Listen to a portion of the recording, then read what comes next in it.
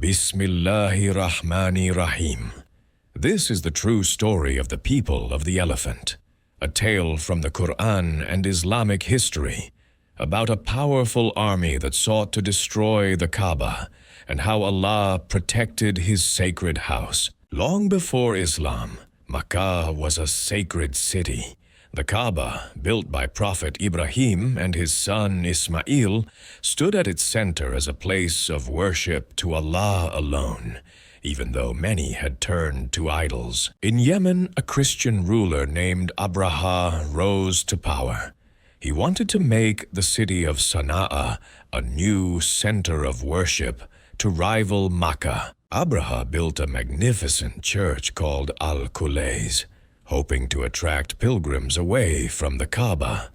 But the Arabs remained loyal to their sacred house in Mecca. One night, a group of Arabs disrespected Abraha's church, angering him greatly.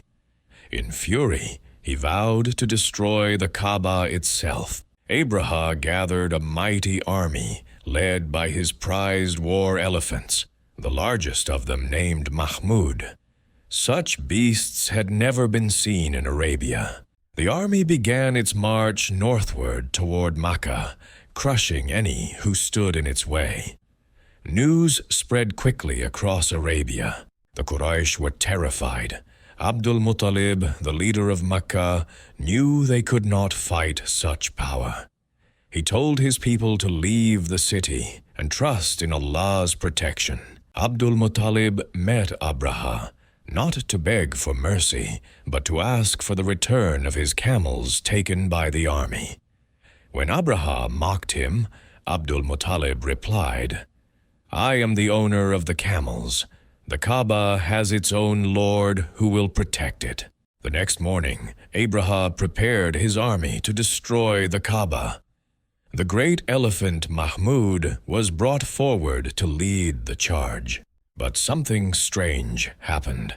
Mahmud refused to move toward Makkah. No matter how hard they tried, the elephant would not advance. Suddenly the sky darkened. Flocks of birds known as ababil appeared, each carrying small stones of baked clay.